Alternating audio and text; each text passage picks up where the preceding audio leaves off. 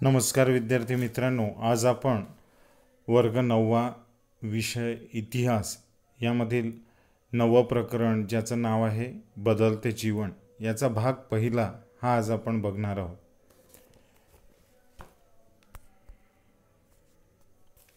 आतापर्यंत आपण इसवी सन 1961 ते 2000 पर्यंतचा जो कालखंड आहे तो आतापर्यंत अभ्यासला। 20व्या आणि 21व्या शतकात बदलाचा वेग प्रचंड आहे। मानवी जीवन हे झपाट्याने बदलत चाललेले आहे। पूर्वी आपण ज्याची कल्पनाही करू शकलो नसतो त्या गोष्टी वास्तवात उतरलेल्या आहेत। प्राचीन व मध्ययुगीन काळात धर्म ही एक माणसाची महत्त्वाची ओळख होती।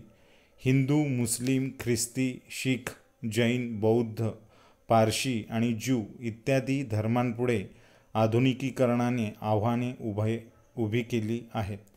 आपल्या पारंपरिक विचारसरणीत खूप मोठा बदल झालेला आपल्याला दिसतो आणि डॉक्टर बाबासाहेब आंबेडकर यांनी तो घडवून आणलेला आहे। डॉक्टर बाबासाहेब आंबेडकर यांनी हा बदल भारतीय संविधानाच्या माध्यमातून केलेला आहे।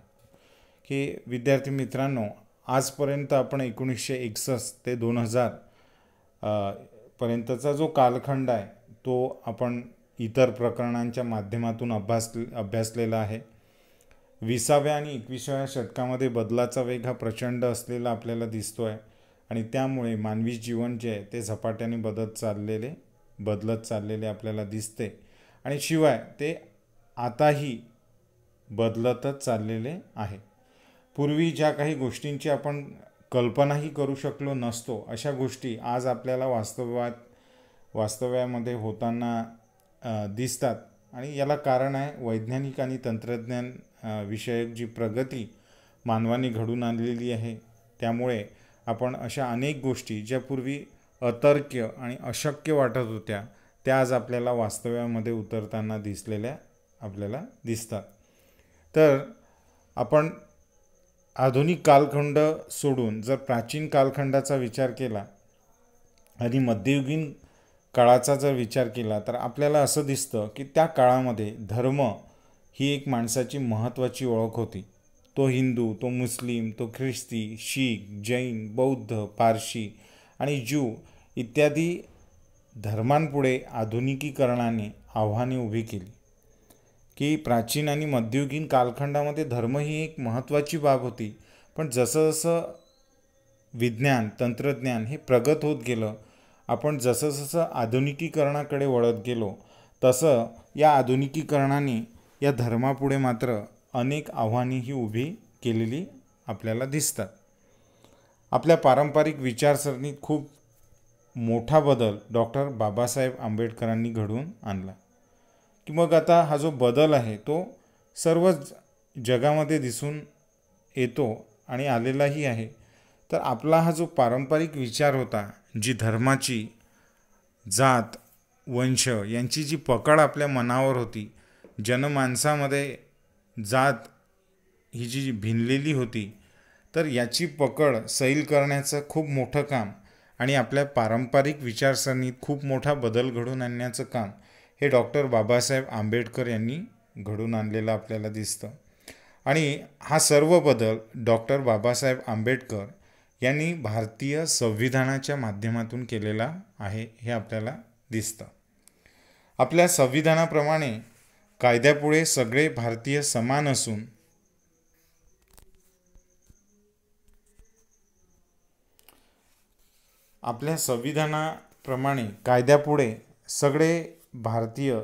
असून धर्म, वंश, जात, लिंग किंवा जन्मस्थान या कारणांवरून भेदाभेद करण्यास मनाई आहे। सर्व नागरिकास भाषण व अभिव्यक्ती स्वातंत्र्य, शांततेने व विनाशस्त्र एकत्र जमण्याचा व संघटित होण्याचा, भारताच्या राज्यक्षेत्रात सर्वत्र मुक्तपणे संचार करण्याचा, राहण्याचा व स्थायिक होण्याचा, कोणताही व्यवसाय करण्याचा हक्क हा आपल्याला आहे।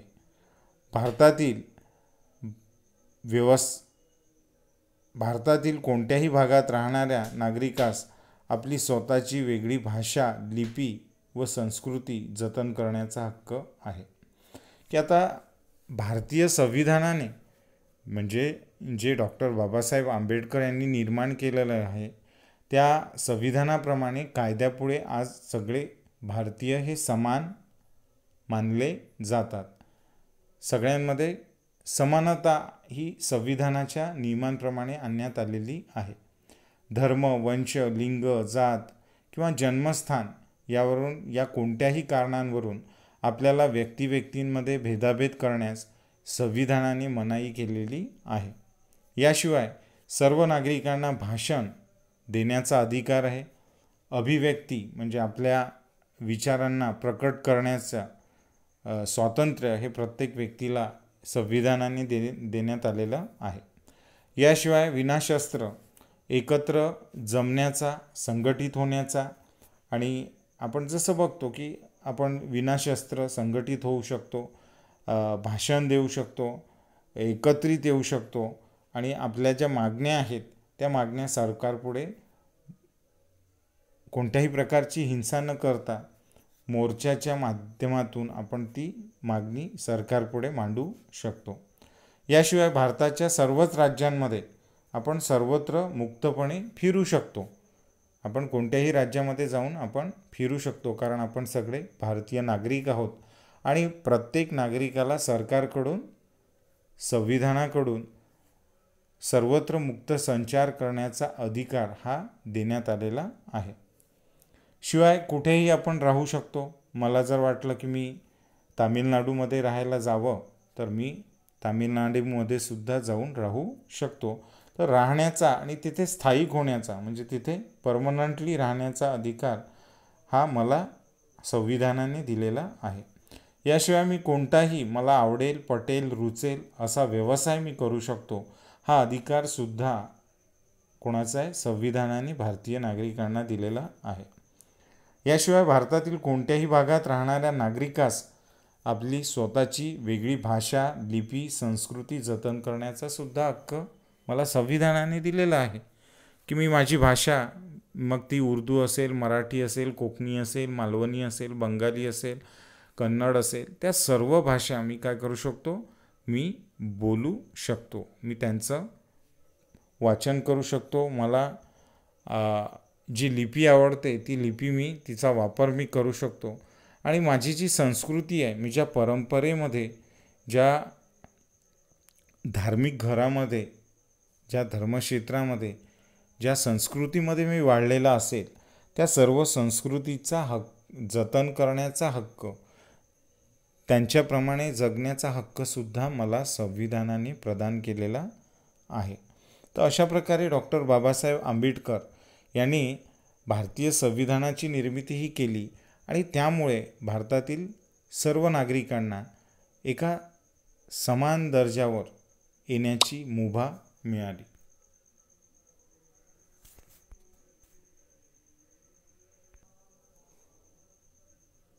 यामुळे सर्व भारतीय नागरिकांना संविधानाप्रमाणे कायद्यापुढे सगळे भारतीय हे समान झाले आणि यामुळे संविधानातील या ज्या तरतुदी होत्या या तरतुदीमुळे मात्र जातीव्यवस्थेच्या चौकटीला धक्का बसला. कारण भारतामध्ये प्राचीन आणि मध्ययुगीन कालखंडामध्ये धर्म ही काय होती? एक प्रमुख ओळख होती माणसाची. त्यातून निर्माण झालेल्या ज्या जाती होत्या त्या जातींमुळे भारतामध्ये समानता ही नव्हती. परंतु ज्या वेळेला भारत स्वतंत्र झाला आणि भारतामध्ये संविधानाचा स्वीकार करण्यात आला त्यावेळेला मात्र या जातीव्यवस्थेच्या चौकटीला धक्का बसला आणि वंशपरंपरागत व्यवसाय करणे ही जी कल्पना होती ती मोळकळीस निघण्यास मदत झाली. की पूर्वी जो व्यक्ती जो व्यवसाय करायचा त्यावरून त्याची जात ठरवली जायची. लोहाराचा व्यवसाय असेल तर तो लोहार जातीचा, चांभार असेल म्हणजे जोडे चपला शिवण्याचा व्यवसाय करत असेल तर तो चांभार समजला जायचा आणि असे नाना तऱ्हेचे जे काही व्यवसाय होते त्या व्यवसायावरून व्यक्तीची जात ही ठरवली जायची. मग तो अमका सोनार, तो कुंभार, तो सुतार, तो लोहार अशा प्रकारे समाजव्यवस्था ही निर्माण झालेली होती आणि हे व्यवसाय हे वंशपरंपरागत व्यवसाय होते. व्यक्तीला सहजासहजी आपला व्यवसाय हा बदलता येत नव्हता. म्हणजे 99% तो व्यवसाय स्वतःचा बदलू शकत नव्हता. जो ज्या घरामध्ये ज्या जातीमध्ये जन्मला आहे तोच व्यवसाय त्याला करावा लागत होता. परंतु ज्या वेळेला संविधानाची निर्मिती झाली त्यावेळेला मात्र ही जी वंशपरंपरागत व्यवसाय करण्याची जी कल्पना अगदी पूर्वापार प्राचीन काळापासून चालत आलेली होती ती मात्र मोडकळीला निघाली. आणि त्यामुळे सर्वांना मुभा मिळाली की आपल्या मनाप्रमाणे कोणताही व्यवसाय ते करू शकत होते. जीवनाच्या सर्वच क्षेत्रात बदल होण्यास सुरुवात झाली. आणि एकंदरीतच स्वातंत्र्य प्राप्तीनंतर संविधान लागू झाल्यानंतर जीवनाच्या सर्वच क्षेत्रांमध्ये बदल व्हायला सुरुवात झाली. या तरतुदींचा परिणाम हा यंत्रावरही कसा झाला ते पुढील चौकटीतून आपण समजून घेऊया. की ही चौकट समजून घेणे खूप महत्त्वाचं आहे, गरजेचं आहे. कारण यावरून आपल्याला या संविधानातील समानतेची जी तरतूद होती तर त्या तरतुदीचा परिणाम यंत्रावरही सुद्धा कसा झाला ते या चौकटीवरून समजून येईल. की ते म्हणतात की ब्रिटिशांच्या काळात रेल्वे डब्याचे 4 प्रकार होते.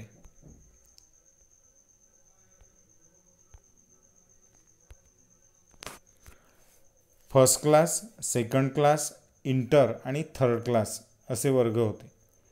तिसऱ्या वर्गातील प्रवाशांसाठी नाममात्र सुविधा आणि प्रवाशांकडे बघण्याचा नकारात्मक दृष्टिकोन यामुळे हे वर्ग जणू भारतीय समाजव्यवस्थेचे प्रतीकच झालेले होते. की ब्रिटिशांची राजवट ज्या वेळेला भारतामध्ये होती त्यावेळेला डब्यांचे 4 प्रकार होते. एक म्हणजे फर्स्ट क्लास, दुसरा म्हणजे सेकंड, तिसरा इंटर आणि चौथा होता थर्ड क्लास. म्हणजे अशा प्रकारचे वर्ग हे त्या डब्यामध्ये होते. आणि हे वर्ग आणि या वर्गातील जो तिसरा वर्ग असायचा म्हणजे जो थर्ड क्लास ज्याला आपण म्हणतो, तर या प्रवाशांसाठी मात्र या रेल्वेमध्ये नाममात्र सुविधा असायच्या. त्यांना काही बसण्यासाठी फार चांगल्या सीट्स नसायच्या किंवा त्यांना प्रॉपर टॉयलेट्सची सुविधा त्या डब्यामध्ये नसायची. तर म्हणून त्यांच्याकडे बघण्याचा जो समाजाचा दृष्टिकोन होता तो सुद्धा काय होता, नकारात्मक होता. त्या प्रवाशांकडे लोक हलक्या नजरेने किंवा तुच्छतेच्या दृष्टिकोनातून ते बघायचे. आणि म्हणून असं म्हटलेलं आहे की हे वर्ग म्हणजे या रेल्वेच्या डब्यातील वर्ग हे जणू काही भारतीय समाजव्यवस्थेचे काय होते, प्रतीक होते. तर आपल्याकडे पण असं आहे, उच्च वर्ग, त्यापेक्षा मध्यम वर्ग आणि निम्न वर्ग, म्हणजे अशा 3 वर्गांमध्ये प्रत्येक समाजाची विभागणी ही झालेली आपल्याला दिसते. म्हणजे एकाच जातीमध्ये काही लोक हे उच्चवर्णीय असतात, काही लोक हे मध्यमवर्गीय असतात आणि काही निम्नवर्गीय असतात. म्हणजे एकाच समाजात एकाच जातीमध्ये विविधता आणि विभागणी झालेली आपल्याला दिसून येते. आणि म्हणून असं म्हटलेलं आहे की हे जे रेल्वेच्या डब्यामधील हे जे वर्गांचे प्रकार होते हे जणू काही भारतीय समाजव्यवस्थेचंच काय होते, प्रतीक होते. आणि म्हणून 1978च्या रेल्वे अर्थसंकल्पामध्ये त्यावेळचे जे रेल्वे मंत्री होते मधु दंडवते यांनी तृतीय श्रेणीची व्यवस्था ही संपुष्टात आणली. की यानंतर थर्ड क्लास ही जी श्रेणी आहे, ही जी कॅटेगरी आहे, ती कॅटेगरी आता थर्ड क्लासची कॅटेगरी रेल्वेमध्ये असणार नाही. पुढे पुणे मुंबई दरम्यान सिंहगड एक्सप्रेस, मुंबई कोलकाता दरम्यान गीतांजली एक्सप्रेस या वर्गविरहित गाड्या या सुरू झाल्या. म्हणजे त्यानंतर मधु दंडवते यांनी अशा प्रकारचा अर्थसंकल्प सादर केला की ज्यामध्ये रेल्वेमध्ये कोणत्याही प्रकारची वर्गवारीही राहणार नाही. सर्वांना समान प्रकारच्या सुविधा रेल्वेच्या डब्यामध्ये या पुरवल्या जातील. म्हणजे त्यांनी रेल्वे डब्यामध्ये सर्व प्रवाशांकरिता समानता आणण्याचा प्रयत्न हा केलेला आपल्याला दिसतो. वरील तरतुदीमुळे समाजात छोटे मोठे बदल हळूवारपणे घडून येऊ लागलेले आहेत. आता हॉटेलमध्ये सर्वांना मुक्त प्रवेश आहे. धर्म, वंश, जात, लिंग या कारणांवरून प्रवेश नाकारला जाणार नाही अशा पाट्या आपण बघतो. की आज आपण बघतो की आपण जे संविधान डॉक्टर बाबासाहेब आंबेडकरांनी आपल्याला दिलं, त्यामुळे समाजामध्ये सुद्धा अनेक छोटे मोठे बदल हे मोठ्या प्रमाणात होत असलेले आपल्याला दिसून येतात.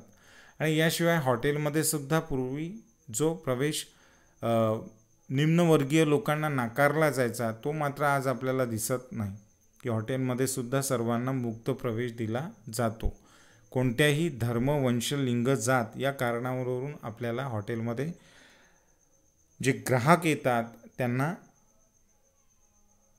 प्रवेश हा नाकारला जाऊ शकत नाही किंवा आता तो नाकारला सुद्धा जात नाही. सगळीकडे आता एक प्रकारचं मनमोकळं वातावरण आणि एक मुक्त स्वैर वातावरण आपल्याला सर्वत्र झालेलं आपल्याला दिसतं. तर हा संविधानाचाच परिणाम आहे असं आपल्याला लक्षात येतं. पूर्वी राजसत्तेविरुद्ध मत व्यक्त करण्यास मर्यादा होत्या. आता भारतीय नागरिक वृत्तपत्र किंवा भाषण आणि अन्य माध्यमांद्वारा सरकारविरुद्ध मतप्रदर्शन करू शकतात. की या ठिकाणी त्यांनी पूर्वीचा प्राचीन आणि मध्ययुगीन काळ आणि आजचा संविधान प्राप्त झाल्यानंतरचा आधुनिक काळ हा भारतामध्ये कसा बदलत गेला याविषयी खूप छान अशी माहिती देण्याचा प्रयत्न केलेला आहे. की पूर्वी राजसत्तेविरुद्ध आपण कोणत्याही प्रकारचं मत हे मांडू शकत नव्हतं. मत मांडायचंही असेल तरी त्याला काही मर्यादा होत्या. पण आज मात्र भारतीय नागरिक हे वृत्तपत्र किंवा भाषण किंवा अन्य माध्यमांच्या माध्यमातून सरकारविरुद्ध सुद्धा काय करू शकतात, मतप्रदर्शन करू शकतात. आपलं मत सरकारविरुद्धात जाऊन मांडू शकतात. कारण ही काय लोकशाही आहे आणि या लोकशाहीला बळकटी देण्याचं काम हे संविधानाने केलेलं आपल्याला दिसतं. कारण या संविधानाचं पाठबळ, कायद्याचं पाठबळ हे नागरिकांच्या मागे असल्या कारणाने आज आपण सत्ताधीश सरकारविरुद्ध सुद्धा भाषण देऊ शकतो. वृत्तपत्रांमध्ये जर त्यांच्याकडून काही चुका होत असतील तर त्या आपण मनमोकळेपणाने स्वतंत्रपणे मांडू शकतो. आपणास न पटणाऱ्या गोष्टी आपण बोलून दाखवू शकतो. हा फार मोठा बदल हा स्वातंत्र्योत्तर कालखंडामध्ये झालेला आपल्याला दिसतो. म्हणूनच या पाठाचं नावच आहे की बदलते जीवन. की भारतीय लोकांच्या जीवनामध्ये संविधान प्राप्ती झाल्यानंतरचे जे अनेक बदल झाले ते अतिशय उल्लेखनीय आहे आणि त्यामुळे भारतीय समाज, भारतीय धर्मव्यवस्था या पूर्वीच्या न राहता त्या आज आधुनिक बनलेल्या आपल्याला दिसतात आणि अनेक बाबतीत अनेक बदल हे आपण अनुभवतो आहे असंच या पाठाच्या माध्यमातून आपल्याला दिसतं. तर त्यानंतरचा मुद्दा आहे कुटुंब व्यवस्था. की स्वातंत्र्यपूर्व कालखंडात कुटुंब संस्था ही भारतीय समाजाची एक प्रमुख ओळख होती. की असा एक देश की ज्या ठिकाणी एकत्र कुटुंब पद्धती आहे. की आज आपण जरी विभक्त कुटुंब पद्धतीमध्ये राहत असलो तरी पूर्वीच्या काळी मात्र काय होतं, भारत एक कुटुंब प्रधान देश म्हणून जगभरामध्ये प्रसिद्ध होता. की ज्या ठिकाणी अनेक लोक हे एकाच कुटुंबामध्ये राहतात आणि म्हणून म्हटलं आहे की स्वातंत्र्यपूर्व कालखंडात कुटुंब संस्था ही भारतीय समाजाची एक प्रमुख ओळख होती. भारत हा एकत्र कुटुंब पद्धतीचा देश म्हणून ओळखला जायचा आणि जागतिकीकरणाच्या लाटेत विभक्त कुटुंब पद्धतीला चालना मिळालेली आहे. की आज आपण बघतो की जे जागतिकीकरण झालेलं आहे संपूर्ण जगाचं, तर त्याचा परिणाम कुठेतरी भारतावर सुद्धा झालेला दिसतो. तर पूर्वीसारखी मोठी मोठी कुटुंब, एकत्र कुटुंब पद्धती आज आपल्याला फारशी काही दिसून येत नाही. आज आपण विभक्त कुटुंब पद्धतीकडे वळलेलो आहे आणि यामध्ये वाईट म्हणण्यासारखं असं काही नाही, कारण ती काळाची गरज बनलेली आहे. पूर्वीसारख्या मोठमोठ्या शेत्या लोकांकडे नाहीत. शिवाय आज व्यवसाय हे बदललेले आहेत. शिक्षणाच्या निमित्ताने, व्यवसायाच्या निमित्ताने अनेक लोक हे घराबाहेर पडलेली आपल्याला दिसतात आणि त्यामुळे कुठेतरी ही विभक्त कुटुंब पद्धती ही आपल्याला संपूर्ण भारतामध्ये, शहरांमध्ये ही बघायला मिळते आणि हा सगळा परिणाम जागतिकीकरणाचा आहे असं म्हटलं जातं. पुढचा मुद्दा आहे समाज कल्याण. की कल्याणकारी राज्य स्थापन करण्याचे उद्दिष्ट भारताच्या संविधानातच नमूद करण्यात आलेले आहे आणि असे नमूद करणारा भारत हा जगातील पहिला देश आहे. की कल्याणकारी राज्य म्हणजे काय? सर्वांकरिता असं राज्य की ज्या ठिकाणी कोणाशीही कोणत्याही बाबतीत रंग, लिंग, जात, धर्म, भाषा, लिपी, संस्कृती यावरून कोणातही कोणत्याही प्रकारचा भेदभाव केला जाणार नाही. सर्वांना सर्व प्रकारच्या सुविधा, स्वातंत्र्य हे प्राप्त होईल असं राज्य म्हणजे कल्याणकारी राज्य होय. आणि कल्याणकारी राज्य स्थापन करण्याच्याच उद्देशाने भारताच्या संविधानातच हे उद्दिष्ट साध्य करण्याचं नमूद करण्यात आलेलं आहे. आणि जगातला भारत हा एकमेव असा देश आहे की ज्याच्या संविधानामध्ये, ज्याच्या कायद्यामध्ये कल्याणकारी राज्य साध्य करण्याचं उद्दिष्ट हे नमूद करण्यात आलेलं आहे. इतर जगातील कोणत्याही देशाच्या संविधानामध्ये कल्याणकारी राज्याची कल्पना ही आलेली दिसत नाही. मग भारतीय नागरिकांना पूर्ण रोजगार, आरोग्य सुविधा, शिक्षण व विकासाची संधी उपलब्ध करून देणे हे समाज कल्याण कार्यक्रमाचे उद्दिष्ट आहे. मग आता नेमकं कल्याणकारी राज्य म्हणजे तरी काय? तर भारतीय नागरिकांना पूर्ण रोजगार प्राप्त करून देणे, त्यांना रोजगार उपलब्ध करून देणे, आरोग्य सुविधा उपलब्ध करून देणे, शिक्षण व विकासांची संधीही उपलब्ध करून देणे. की या माणसाच्या मूलभूत गरजा आहेत, कारण त्याला रोजगार आवश्यक आहे, त्याचं आरोग्य हे चांगलं राहावं याकरिता आरोग्य सुविधा आवश्यक आहे आणि त्याचा सर्वांगीण विकास व्हावा याकरिता त्याला शिक्षण आणि विकासाची संधी उपलब्ध करून देणे हे सर्व समाज कल्याण कार्यक्रमाचे काय आहे? उद्दिष्ट आहे. की ज्याच्या माध्यमातून भारताला आणि भारतीय संविधानाला भारतामध्ये कल्याणकारी राज्य स्थापन व्हावं अशा प्रकारचं उद्दिष्ट गाठायचं होतं. भारतीय समाजात आर्थिक, सामाजिक, शैक्षणिक, सांस्कृतिक विषमता ही मोठ्या प्रमाणावर असलेली आपल्याला दिसून येते. की आपण बघतो की भारतामध्ये खूप मोठी सामाजिक विषमता ही सर्वत्र आपल्याला दिसून येते. मग आता ती आर्थिक, सामाजिक, शैक्षणिक, सांस्कृतिक विषमता ही मोठ्या प्रमाणावर आहे. की आपण बघतो की भारतामध्ये गरीब, श्रीमंत यांच्यामध्ये सुद्धा खूप अंतर असलेलं आपल्याला दिसतं. समाजामध्ये सुद्धा खूप प्रकारचे धर्म, खूप प्रकारच्या जाती यांच्यामध्ये भेदाभेद होत असलेले आपल्याला दिसतात. शैक्षणिकदृष्ट्यासुद्धा भारतामध्ये अनेक प्रकारचं अंतर हे जाती आणि वर्गांमध्ये असलेलं दिसतं. काही विशिष्ट जातीतील लोक हे खूप शिकलेले आहेत, तर काही विशिष्ट जातीतील लोक हे शैक्षणिकदृष्ट्या मागासलेले आहेत. सांस्कृतिक विषमता दिसते. धर्म, जाती, सण समारंभ, उत्सव यांच्यामध्ये सुद्धा विविधता दिसून येते. आणि म्हणून असं म्हणतात की भारतामध्ये प्रचंड प्रमाणात काय आहे? आर्थिक, सामाजिक, शैक्षणिक, सांस्कृतिक विषमता ही आहे. स्त्रिया, मुले, दिव्यांग, अनुसूचित जाती व जमाती, अल्पसंख्याक यांच्यापर्यंत विकासांच्या संधी पोहोचवणे आवश्यक आहे. मग आता जर आपल्याला कल्याणकारी राज्य हे स्थापन करायचं असेल किंवा ते उद्दिष्ट जर प्राप्त करायचं असेल तर स्त्रिया असतील किंवा मुले असतील किंवा दिव्यांग व्यक्ती म्हणजे जे अपंग आहेत, अनुसूचित जाती व जमातीतील जे काही लोक आहेत, जे शिक्षणापासून आर्थिक, सामाजिक दृष्ट्या मागासलेले आहेत, अशा जमातीतले जे लोक आहेत आणि अल्पसंख्याक म्हणजे जे संख्येने कमी आहेत, जसं मुस्लिम, ख्रिश्चन, पारशी, हे बौद्ध, हे कोण आहेत? हे अल्पसंख्याक आहेत. म्हणजे भारतामध्ये हिंदूंची संख्या ही मोठी आहे, त्या तुलनेत हे लोक अल्पसंख्याक आहेत. तर या सर्व लोकांपर्यंत विकासाच्या संधी पोचतील त्याच वेळेला खऱ्या अर्थाने आपण कल्याणकारी राज्याची स्थापना करू शकू. मग स्वातंत्र्योत्तर कालखंडात समोरील हे सगळे मोठे आव्हान होते. आणि स्वातंत्र्योत्तर कालखंडामध्ये म्हणजे भारत स्वतंत्र झाल्यानंतरच्या काळात ह्या सर्व उद्दिष्टांची पूर्तता करणे आणि त्यांची प्राप्ती करणे हे सर्वात मोठं आव्हान हे भारतीय सरकारपुढे होतं. यासाठी भारत सरकारने समाज कल्याण खाते 14 जून 1964 साली काय केलं? स्थापन केलं. आणि या मंत्रालयाअंतर्गत पोषण आणि बालविकास सामाजिक सुरक्षा व सामाजिक संरक्षण, स्त्री कल्याण व विकास हे कार्यक्रम राबवले जातात. मग आता सर्वांचा विकास घडून यावा, समाजातील सर्व स्तरातील लोक हे समान दर्जात, समान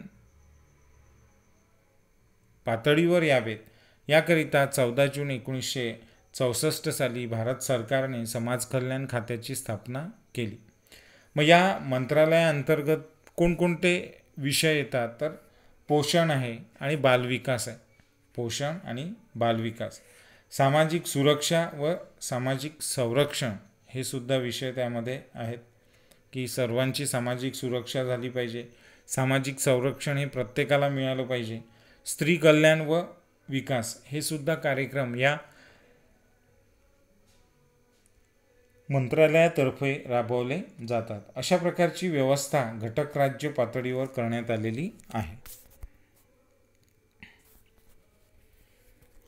त्यानंतरचा मुद्दा आहे अनुसूचित जाती व जमाती.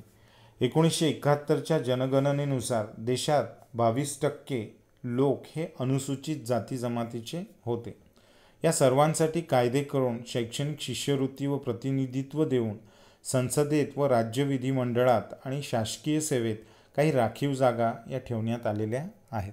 की अनुसूचित जाती आणि जमाती याच्या पूर्वीच्या राज्यशास्त्रांच्या प्रकरणामध्ये आपण बघितलं की अनुसूचित जाती आणि जमाती म्हणजे काय, की ज्या अतिशय दुर्गम भागात आणि जंगलांमध्ये ज्या वास करतात, अशा दुर्गम भागात राहणारे जे अनुसूचित जाती जमातीचे जे लोक आहेत, जे शतकानुशतके हे शिक्षणापासून वंचित राहिले आणि त्यामुळे त्यांचा सामाजिक, आर्थिक, राजकीय विकास, शैक्षणिक विकास हा कुठेतरी थांबलेला आहे.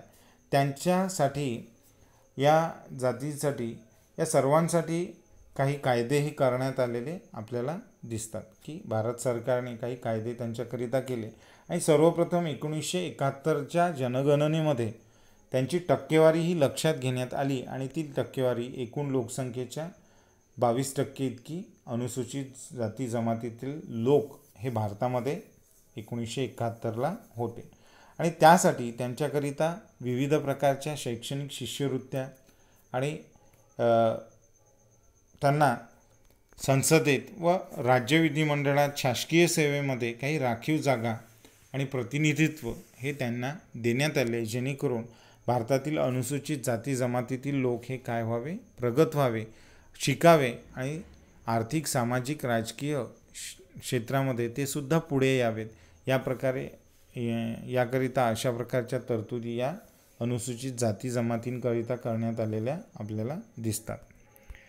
त्यानंतर आहे सार्वजनिक आरोग्य, की भारतीय संविधानात शासनाचे प्राथमिक कर्तव्य म्हणून जनतेचे राहणीमान वाढवावे, सुपोषण साधावे व सार्वजनिक आरोग्य सुधारावे असे नमूद केलेले आहे.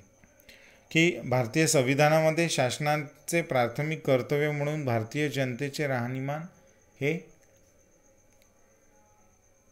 वाढवावे आणि सुपोषण साधावे, सार्वजनिक आरोग्य सुधारावे असे नमूद करण्यात आलेले आहे. की भारतातील नागरिकांना काय मिळावं, एक चांगलं आरोग्य प्राप्त व्हावं, त्यांचं जे स्टँडर्ड ऑफ लिव्हिंग आहे म्हणजे त्यांचं राहणीमान हे सुधारावं आणि सर्व लोकांना सुपोषण म्हणजे चांगल्या प्रकारचं अन्न हे खायला मिळावं, ज्या माध्यमातून त्यांच्या शरीराचं पोषण होईल.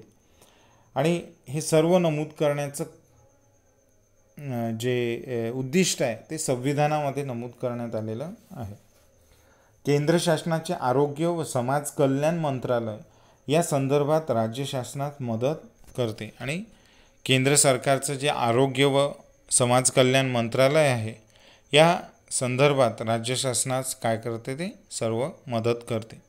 6व्या पंचवार्षिक योजनेत प्राथमिक स्वरूपाची आरोग्य सेवा तसेच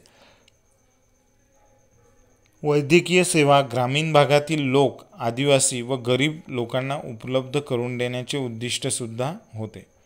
याकरिता 6व्या पंचवार्षिक योजनेमध्ये प्राथमिक स्वरूपाची आरोग्य सेवा तसेच वैद्यकीय सेवा ही ग्रामीण भागातील लोक, आदिवासी व गरीब लोकांना उपलब्ध करून देण्याचे उद्दिष्टसुद्धा सरकारने आपल्या डोळ्यापुढे ठेवलेले होते.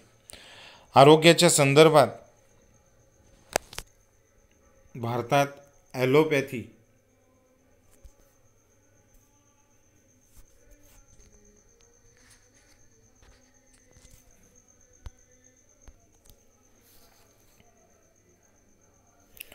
आरोग्याच्या संदर्भात भारतात ॲलोपॅथी, युनानी, होमिओपॅथी, आयुर्वेद आणि निसर्गोपचार पद्धतींना मान्यता देऊन लोकांचे आरोग्य चांगले ठेवण्याचा प्रयत्न हा सुरू झाला.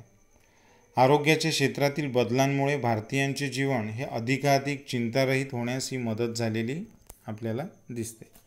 की भारतामध्ये ॲलोपॅथी, युनानी, होमिओपॅथी, आयुर्वेदिक आणि निसर्गोपचार या पद्धतींना मान्यता देण्यात आलेली आहे. आणि ती मान्यता कोणी दिली आहे? संविधानाने दिलेली आहे, की जेणेकरून भारतातील लोकांचं आरोग्य काय राहावं? चांगलं राहावं. आणि आरोग्याच्या क्षेत्रातील बदलांमुळे भारतीयांचे जीवन हे काय झाले आहे? अधिकाधिक चिंतारहित होण्यास ही मदतही झालेली आहे. म्हणजे भारतामध्ये सुद्धा विविध प्रकारच्या आरोग्य सुविधा या उपलब्ध झालेल्या आपल्याला दिसतात.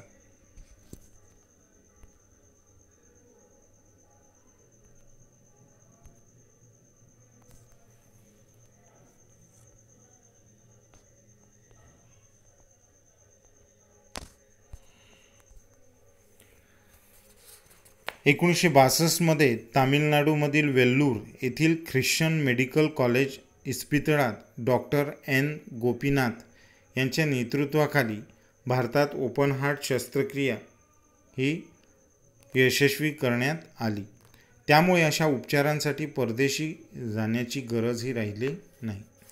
की 1962 साली तामिळनाडूमधील वेल्लूर येथील ख्रिश्चन मेडिकल कॉलेजच्या इस्पितळामध्ये डॉक्टर एन गोपीनाथ यांच्या नेतृत्वाखाली पहिली ओपन हार्ट शस्त्रक्रिया यशस्वी करण्यात आली. आणि ओपन हार्ट शस्त्रक्रिया करणे ही अतिशय अवघड आणि क्लिष्ट आणि खर्चिक अशी बाब होती, की जी भारतातल्या डॉक्टरांनी भारतामध्येच करून दाखवली. ओपन हार्ट शस्त्रक्रिया म्हणजे आपलं जे हार्ट आहे ती आपल्या शरीराचा जो छातीचा जो पिंजरा आहे ते कापून ओपन हार्ट सर्जरी केली जाते.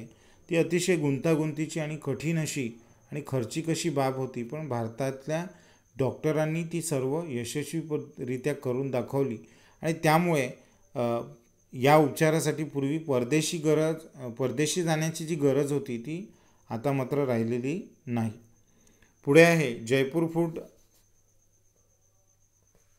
च्या शोधाने भारतातील दिव्यांगांचे आयुष्यच हे बदलून गेले.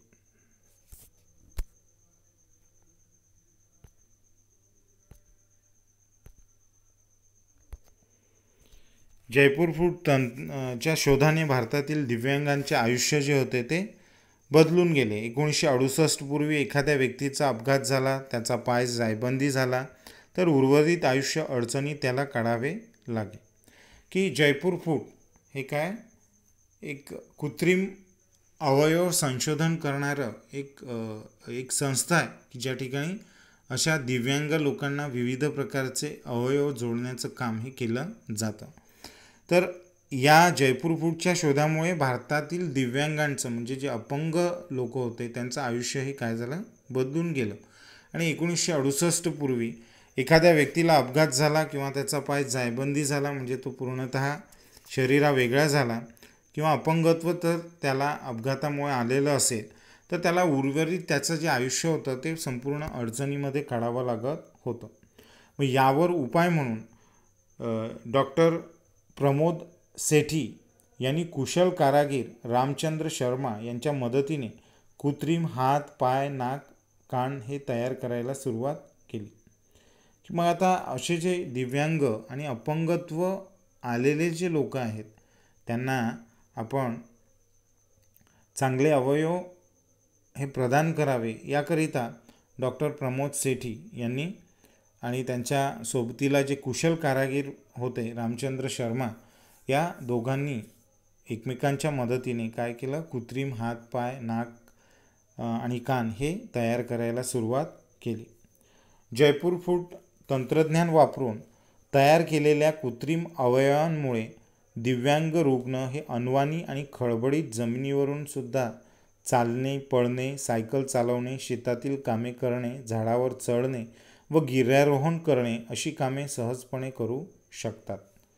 की आज जयपूर फूटची ही जी टेक्नॉलॉजी आहे, हे जे तंत्रज्ञान आहे आणि त्यांनी केलेले जे काही कृत्रिम अवयव आहेत त्यामुळे एक दिव्यांग व्यक्ती, एक दिव्यांग रुग्ण व्यक्ती हा काय करू शकतो, अनवाणी किंवा खडबडीत जमिनीवरून तो चालू शकतो, तो पळू शकतो, सायकल तो चालू शकतो, शर्यतीमध्ये शेतातील जी कामे आहेत तो ती करू शकतो, झाडावर तो चढू शकतो आणि गिर्यारोहण करण्याची कामेसुद्धा तो सहजपणे करू शकतो. म्हणजे एवढा फरक हा अपंग व्यक्तीच्या जीवनामध्ये या जयपूर फूटमुळे आलेला आपल्याला दिसून येतो. या कृत्रिम पायावर बूट घालण्याची गरज नसल्याने बुटाचा खर्चसुद्धा वाचतो, की आपण जीवनभर अनेक प्रकारची पादत्राणे आणि शूज, चप्पल हे वापरतो, पण या कृत्रिम पायावर बूट घालण्याचीही गरज आपल्याला भासत नसल्यामुळे बुटाचा खर्चसुद्धा काय होतो, आपला वाचतो. पाय दुमडणे, मांडी घालून बसणे हे या कृत्रिम पायामुळे सुद्धा शक्य झालेले आहे, की आज खूप तंत्रज्ञान हे खूप प्रगत झालेलं आहे आणि त्यामुळे पाय मांडून पालखट मांडून बसणे, पाय दुमडणे किंवा मांडी घालून बसणे हे या कृत्रिम पायामुळे सुद्धा शक्य झालेलं दिसतं. पाण्यात वा ओल्या स्थितीत काम करण्यासाठी सुद्धा हे पाय सोयीचे आहेत. म्हणजे एकंदरीत दिव्यांग व्यक्तींच्या जीवनामध्ये खूप मोलाची भर आणि महत्त्वाचं योगदान या जयपूर फूट संशोधन शाळेने दिलेलं आपल्याला दिसतं. या स्लाईडमध्ये बाजूच्या चित्रामध्ये मी जे जयपूर फूडचे जे निर्माता आहेत डॉक्टर प्रमोद करण सेठी यांचं चित्रसुद्धा टाकलेलं आहे, की जे आज हयात नाहीत, परंतु त्यांनी केलेल्या या उत्कृष्ट कामगिरीमुळे भारतातील दिव्यांग लोकांना एक आशेचा किरण आणि एक नवजीवन त्यांनी प्रदान केलेलं आपल्याला दिसून येतं.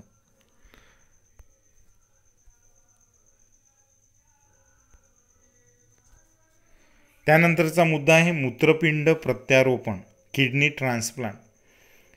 आता ही शस्त्रक्रिया भारतात साध्य झाल्याने रुग्णांचे प्राण वाचवण्यात डॉक्टरांना आपल्याला यश आलेलं दिसतं. 1971 पूर्वी अशा प्रकारच्या शस्त्रक्रिया भारतामध्ये फारशा होत नव्हत्या, की मूत्रपिंड प्रत्यारोपण म्हणजे किडनी ट्रान्सप्लांट ही अतिशय क्लिष्ट, गुंतागुंतीची आणि अतिशय कठीण अशी एक सर्जरी आहे, की ज्यामध्ये रुग्णाची किडनी किंवा त्याचं जे मूत्रपिंड आहे ते बदललं जातं आणि इतर कोणाचं चांगलं मूत्रपिंड किंवा किडनी ही त्या पेशंटला लावली जाते. आणि ही शस्त्रक्रिया भारतामध्ये साध्य करण्यात डॉक्टरांनी यश मिळवलं, परंतु 1971 पूर्वी अशा प्रकारच्या शस्त्रक्रिया या भारतामध्ये फारशा होत नव्हत्या. परंतु तामिळनाडूमधील वेल्लूर येथील ख्रिश्चन मेडिकल कॉलेजच्या इस्पितळामध्ये ही शस्त्रक्रिया 1971 यशस्वी झाली, की या बाजूच्या चित्रामध्ये हे ख्रिश्चन मेडिकल कॉलेज वेल्लोरचं हे मी दाखवलेलं आहे, की या ख्रिश्चन मेडिकल कॉलेजच्या इस्पितळामध्ये ही शस्त्रक्रिया 1971 यशस्वी झाली आणि डॉक्टर जॉनी आणि डॉक्टर मोहन राव यांनी एका जीवित व्यक्तीने दान केलेल्या मूत्रपिंडाचे रुग्णांच्या शरीरात यशस्वी प्रत्यारोपण केले. डॉक्टर जॉनी आणि डॉक्टर मोहन राव यांनी एका जीवित असलेल्या व्यक्तीची एक किडनी काढून ती रुग्ण व्यक्तीच्या शरीरामध्ये यशस्वी त्याचं काय केलं, ट्रान्सप्लांट केलं, म्हणजे प्रत्यारोपण हे केलं. आता अविकसित देशातील रुग्ण हे भारतात या शस्त्रक्रिया करून घेण्यासाठी येतात. म्हणजे ही अतिशय उल्लेखनीय आणि सन्माननीय, अभिमानास्पद अशी बाब होती, की भारतातच तयार झालेल्या भारतीय शस्त्रक्रियेच्या तंत्रज्ञानाच्या बळावर डॉक्टर जॉनी आणि डॉक्टर मोहन राव यांनी किडनी ट्रान्सप्लांट करण्याची ही किमया ही भारतामध्येच करून दाखवली. आणि त्यामुळे भारताच्या आजूबाजूला जे विकसनशील किंवा अविकसित असे जे राष्ट्र आहेत त्या राष्ट्रातील अनेक नागरिक हे भारतामध्ये किडनी ट्रान्सप्लांटकरिता आज येतात आणि ते यशस्वीरित्या किडनी ट्रान्सप्लांट सुद्धा त्यांचं होत आहे. त्यानंतर टेस्ट ट्यूब बेबी, की भारतीय कुटुंब व्यवस्थेत पूर्वीपासून अपत्य होणे ही एक महत्त्वाची गोष्ट मानली जायची. अपत्य पाहिजे असणाऱ्या पतीपत्नींना यांना या समस्येवर मात करण्यासाठी टेस्ट ट्यूब बेबी या तंत्रज्ञानाचा आधार 1978 पासून उपलब्ध झाला. की आपण बघतो की भारतीय कुटुंब व्यवस्थेमध्ये अपत्य असणे ही खूप महत्त्वपूर्ण बाब ही मानली जाते. आपल्या वंशाला दिवा असावा आणि विशेषतः आपल्याकडे घरामध्ये मुलंबाळं असलीच पाहिजेत अशा प्रकारचा एक पारंपरिक विचार आपल्या सर्वांच्या मनामध्ये तर असतोच, पण एकंदरीत समाजव्यवस्थासुद्धा त्याच प्रकारे त्याच दृष्टिकोनातून कुटुंब व्यवस्थेकडे बघते असं आपल्याला दिसतं. आणि मग कधीकधी ज्या वेळेला अपत्य होण्यामध्ये पतीपत्नींना काही अडचणी येतात, काही समस्या निर्माण होतात आणि अपत्य प्राप्ती होत नाही, तर अशा वेळेला टेस्ट ट्यूब बेबी या तंत्रज्ञानाचा एक नवीन आविष्कार हा भारतामध्ये 1978 पासून आपल्याला उपलब्ध झालेला दिसतो.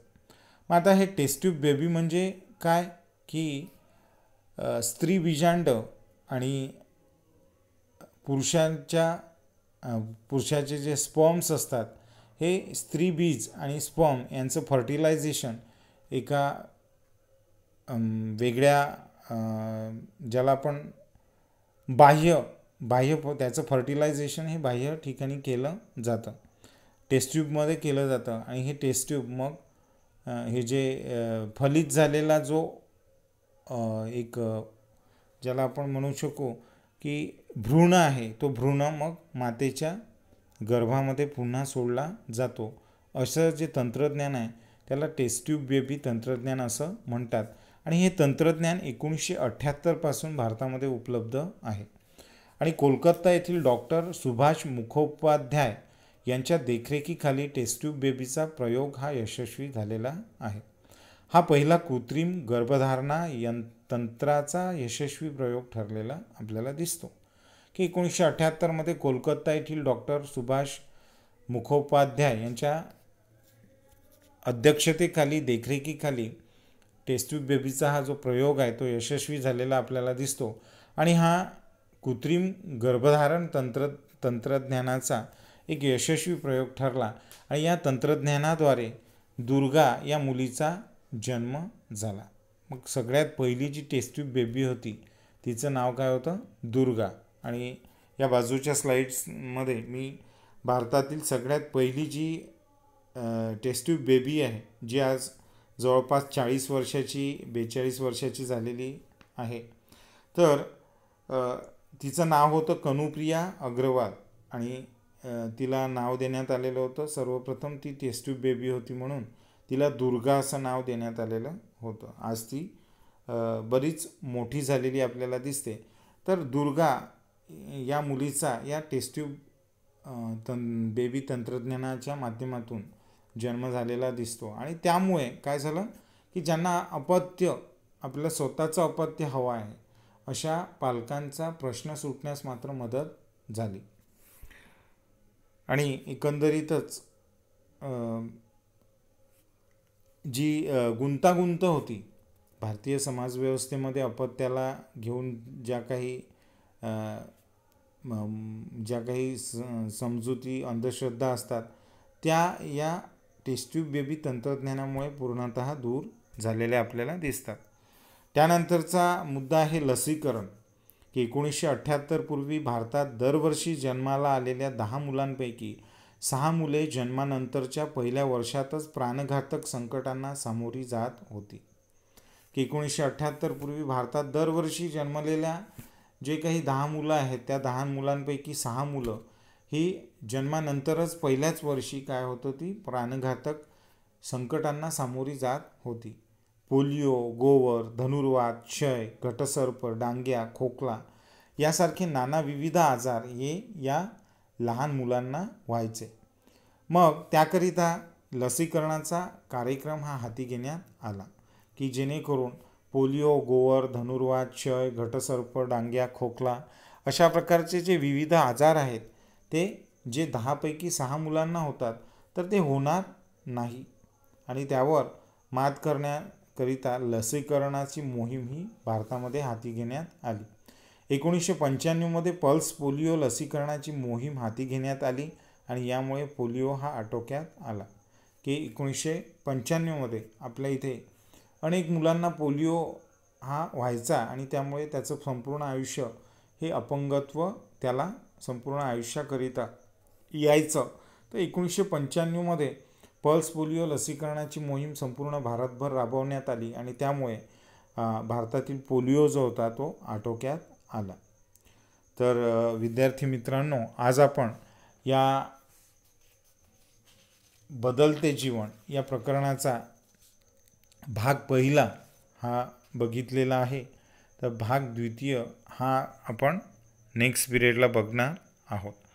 तत्पूर्वी मी थांबतो. धन्यवाद.